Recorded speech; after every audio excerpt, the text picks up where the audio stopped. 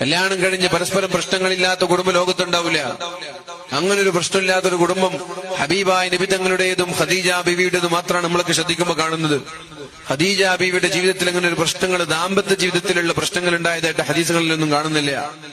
അള്ളാന്റെ ഹബീബ് പറഞ്ഞു, ഖദീജ ബീവിയുടെ വഫാത്തിന്റെ ശേഷവും പറഞ്ഞു, ഇന്നി റുസിഖ്തു ഹുബ്ബഹ, എനിക്ക് ഖദീജ ബീവിയുടെ സ്നേഹം നല്ലോണം കിട്ടിയിട്ടുണ്ട്. ഒരു ഭാര്യയിൽ നിന്ന് ഭർത്താവിന് സ്നേഹം കിട്ടണം. ഭർത്താവിന്റെ ആവശ്യങ്ങൾ എന്താണ് എന്ന് ഭാര്യ സ്വയം മനസ്സിലാക്കി ഭർത്താവ് ആവശ്യപ്പെടാതെ ചെയ്തു കൊടുക്കണം. അപ്പോഴാണ് ദാമ്പത്യ ജീവിതത്തിലൊക്കെ സന്തോഷം ഉണ്ടാവുക.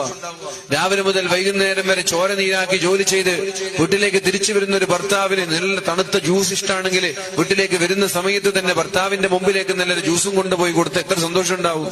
നേരെ മറിച്ച് രാവിലെ മുതൽ വൈകുന്നേരം വരെ ചോര നീരാക്കി വിയർപ്പ് നീരാക്കി കഷ്ടപ്പെട്ട് പാടത്തും പറമ്പത്തും പണിയെടുത്ത് വീട്ടിലേക്ക് വന്ന് ടയേർഡായിരിക്കുമ്പോൾ ഒരു ഗ്ലാസ് വെള്ളം പോലും കുടിക്കാൻ കൊടുക്കാതെ ഒരു ചായ കൊണ്ടാ, ഒരു വെള്ളം എന്താ, ഒരു ജ്യൂസ് താ എന്ന് ചോദിക്കേണ്ട ഒരു സാഹചര്യം ഭർത്താവിനുണ്ടാകുമ്പോ എത്രത്തോളം പ്രയാസം ഉണ്ടാകും.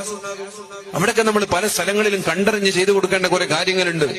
നിങ്ങൾ നന്നായാലേ ഞാൻ നന്നാവൂ, ഞാൻ നന്നായാലേ നിങ്ങൾ നന്നാവൂ, അങ്ങനെ പറയരുത്. ആരെങ്കിലും ഒരാൾ നന്നായേ പറ്റൂ, ആരെങ്കിലും ഒരാൾ കീഴടങ്ങിയേ പറ്റൂ, ആരെങ്കിലും ഒരാൾ താണു കൊടുത്തേ പറ്റൂ. അപ്പൊ ഭർത്താവിന്റെ സാഹചര്യങ്ങൾ എന്താണ്, ഭർത്താവിന്റെ സന്തോഷം എന്താണ്, ഭർത്താവിന്റെ ആഗ്രഹങ്ങൾ എന്താണ്, ഭർത്താവിന്റെ സ്വപ്നങ്ങൾ, ഇതെല്ലാം കൃത്യമായി നമ്മൾ മനസ്സിലാക്കണം ഭാര്യമാരും. എന്നിട്ട് അതൊക്കെ കൃത്യമായി ഭർത്താവിന് ചെയ്തു കൊടുത്താൽ ഒരു ഭർത്താവും വഴിതെറ്റു പോകില്ല.